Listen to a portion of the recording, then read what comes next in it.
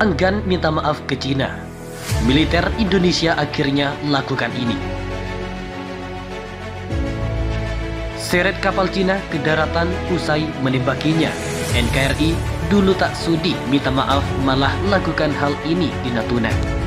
Dikutip dari zona jakarta.com. Kapal penjaga pantai atau Coast Guard Cina kepergok juru radar KRI Imam Bonjol TNI Angkatan Laut nyelonong di zona ekonomi eksklusif Indonesia. Laporan mengenai kehadiran kapal Cina di Laut Natuna Indonesia dibagikan oleh Instagram @tni_angkatan_laut. Patroli Maritim KRI Imam Bonjol 383 usir 2 kapal Cina di Laut Natuna. Tulis keterangan dalam unggahannya 3 Juni 2022. Dikutip zona jakarta.com dari akun Instagram resmi TNI Angkatan Laut yang mengunggah sebuah video detik-detik pengusiran kapal Coast Guard Cina pada 3 Juni. Anjungan, juru radar melaporkan kontak radar kapal Coast Guard Cina, jarak 65 mil, baringan 080, posisi kapal mengapung. Ujar juru radar KRI Imam Bonjol 383 TNI Angkatan Laut dalam video yang diunggah. Tak lama anggota TNI Angkatan Laut lainnya memberikan peringatan kepada kapal Coast Guard Cina menggunakan bahasa Inggris untuk meninggalkan Laut Natuna yang merupakan ZEE Indonesia. Dalam menjaga kedaulatan Laut Nusantara, KRI Imam Bonjol 383 melaksanakan healing kontak terhadap kapal Cina Coast Guard Heijing 5202 dan Kingwu 5206 yang telah memasuki zona ekonomi eksklusif Indonesia di perairan Laut Natuna. Dalam komunikasi ini, personil KRI Imam Bonjol 383 meminta kapal Cina Coast Guard tersebut untuk segera meninggalkan zona ekonomi eksklusif Indonesia, ujar narator dalam video yang diunggah TNI Angkatan Laut. Ini bukan pertama kalinya kapal Cina nyelonong masuk ke wilayah Indonesia.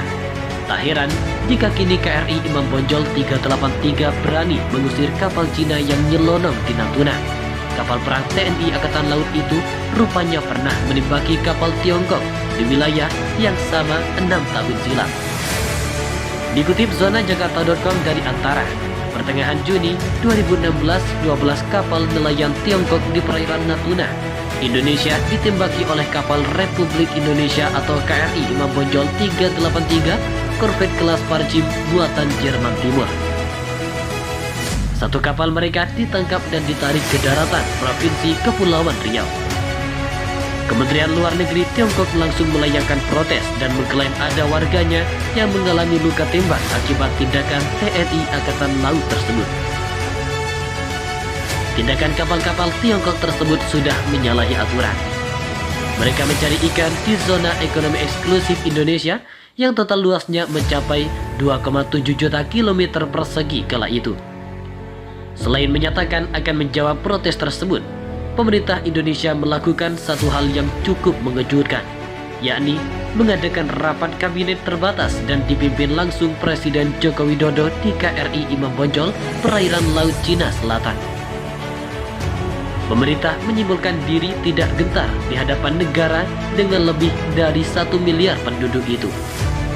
Walau ada pengawalan yang berbau perlindungan dari kapal penjaga pantai Tiongkok Heijing 3303, TNI Angkatan Laut telah melakukan tindakan yang benar, melakukan peringatan dari verbal dan memuntahkan peluru ketika semua itu tidak digubris.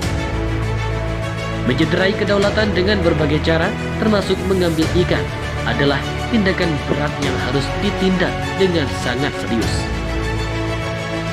Ini disepakati secara internasional dan dilindungi Konvensi PBB tentang hukum laut dan kesepakatan ASEAN Tiongkok yang tertuang dalam Declaration on the Conduct of Parties in the South China Sea yang disingkat dengan DOC, disepakati pada tahun 2002. DOC ini ketika itu ditandatangani Tiongkok yang diwakili utusan khusus sekaligus wakil Menteri Luar Negeri Wang Yi. Pasca insiden tersebut, pengusiran kapal Cina oleh Indonesia di wilayah yang sama, Laut Natuna, terus terjadi setelahnya seolah Tiongkok tak pernah kapok. Ketegangan Cina dan Indonesia di Laut Natuna Utara juga dilaporkan oleh The New Indian Express pada awal tahun 2022 lalu. Perselisihan antara Indonesia dan Cina atas klaim masing-masing atas perairan di sekitar wilayah Natuna semakin kentara. Ini adalah area klaim yang diperebutkan dari pihak Cina yang melanggar konvensi PBB tentang hukum laut. Beijing mengklaim sekitar 80% dari ruang maritim di Laut Cina Selatan. Bagi Jakarta, wilayah yang terbentang di utara Pulau Natuna berada di bawah zona ekonomi eksklusif yang diakui oleh UNCLOS sebagai perairan Indonesia, tempat negara dapat melakukan eksplorasi sumber daya. Jelas sumber pada 7 Januari 2022 lalu. Ketegangan di wilayah Laut Natuna terlihat hampir 1 dekade lalu setelah Cina mulai menegaskan klaimnya atas 9 garis putus-putus ilmunya. Pihak Indonesia sendiri ternyata sudah sejak lama meminta klarifikasi mengenai ketegangan yang terjadi di Laut Natuna Utara. Saat Cina mulai secara resmi menyatakan klaimnya atas Laut Cina Selatan, Kementerian Luar Negeri RI pada November 2015 meminta klarifikasi di perairan Laut Natuna. Tanggapan juru bicara Kementerian Luar Negeri Cina menyatakan bahwa Beijing tidak memiliki klaim atas Pulau Natuna, meninggalkan wilayah ZEE Indonesia yang membentang dari pulau itu dalam keadaan ketidakpastian dan ambiguitas diplomatik, tulisnya.